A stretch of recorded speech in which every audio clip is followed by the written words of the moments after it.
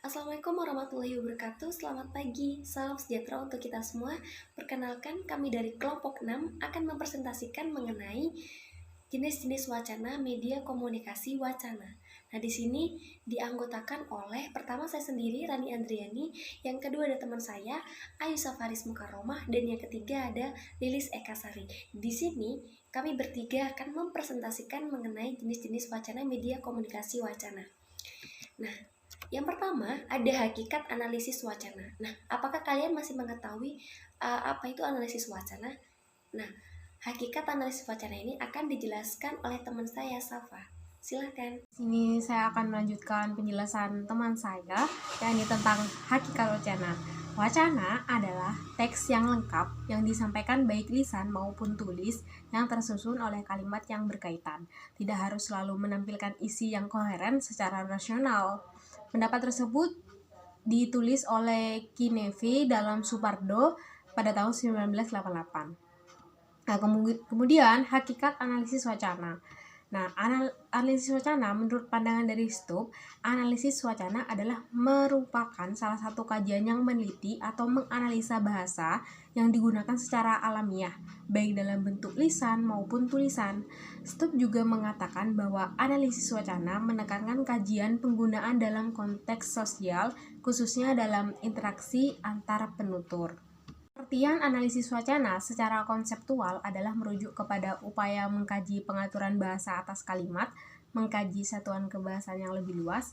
Analisis wacana adalah studi tentang struktur pesan dalam komunikasi. Berdasarkan dari beberapa pengertian di atas, penulis dapat menarik kesimpulan bahwa analisis wacana adalah cara atau metode yang meneliti atau menganalisis bahasa yang digunakan secara alamiah, baik dalam bentuk lisan maupun tulisan. Baik, di sini saya akan melanjutkan presentasi dari teman saya. Poin yang selanjutnya adalah jenis-jenis wacana berdasarkan media komunikasi. Dalam berkomunikasi, manusia menggunakan media yang berbeda-beda. Secara garis besar, jenis-jenis wacana berdasarkan media komunikasi dikelompokkan menjadi dua, yaitu media komunikasi wacana lisan dan juga media komunikasi wacana tertulis atau tulis. Dan di sini saya akan menjelaskan tentang jenis yang pertama, yaitu media komunikasi wacana lisan.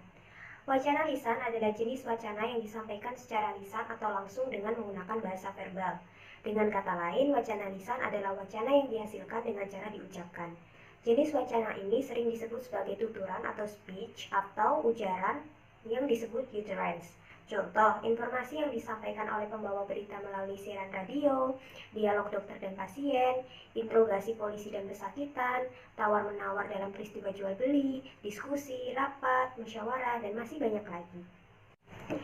Yang selanjutnya adalah ciri-ciri wacana lisan. Berikut adalah ciri-ciri yang menunjukkan wacana lisan. Pertama, wacana lisan memerlukan daya simak yang tinggi agar interaktif tidak putus. Kedua, wacana lisan sulit diulang dalam arti mengulang hal yang sama dengan ujaran pertama. Ketiga, wacana lisan dapat dilengkapi dengan gerakan anggota tubuh untuk memperjelas makna yang dimaksud. Keempat, wacana lisan menyatu partisipasi dalam satu situasi dan konteks yang sama. Dan yang terakhir, wacana lisan biasanya lebih pendek daripada wacana tulis. Baik, untuk poin yang selanjutnya akan dilanjutkan oleh teman saya. Nah, ciri-ciri dari wacana tulis. Yang pertama, wacana tulis biasanya panjang dan menggunakan bentuk bahasa yang baku. Nah, seperti kita ketahui dalam sebuah artikel ya kan. Nah, di dalam artikel itu kan termasuk wacana tulis.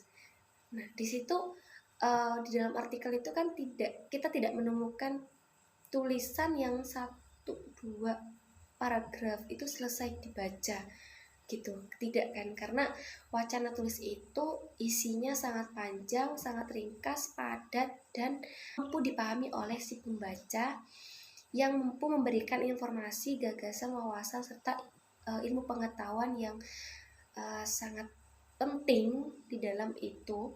Dan di dalam wacana tulis itu tadi tentu saja dalam bentuk bahasa yang sangat baku yang mudah dipahami oleh si pembaca.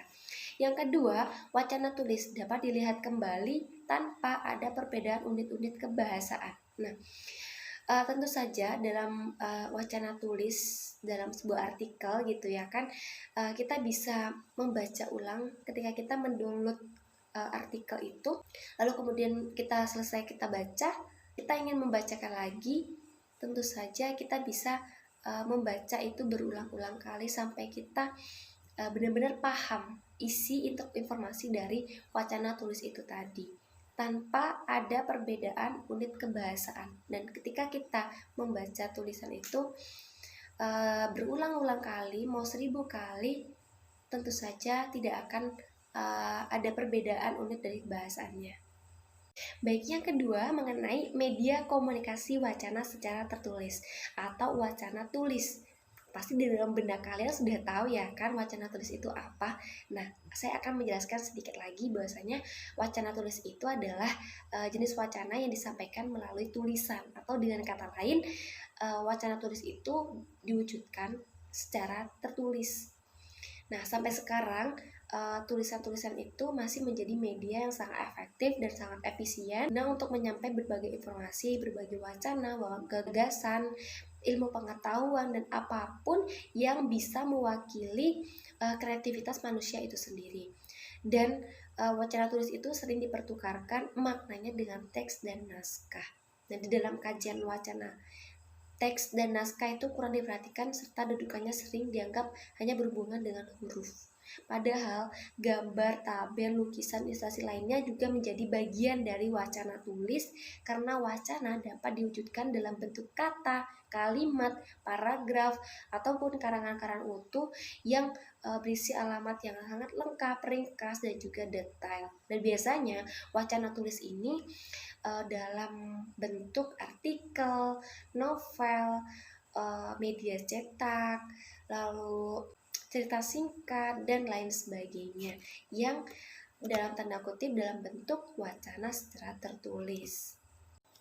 Kesimpulan dari materi pembelajaran hari ini adalah yang kita bisa dapat dan bisa kita ambil benang merahnya, analisis wacana itu adalah cara atau metode yang meneliti atau menganalisis suatu bahasa yang digunakan secara alamiah, baik secara tulis maupun secara lisan. Dan jenis-jenis wacana dalam media komunikasi wacana itu dibedakan menjadi dua ya tadi. Ada wacana secara tulis dan ada wacana secara lisan. Terima kasih. Sekian dari presentasi kelompok kami. Apabila ada salah kata mohon dimaafkan. Wabillahi taufiq wal hidayah. Wassalamualaikum warahmatullahi wabarakatuh.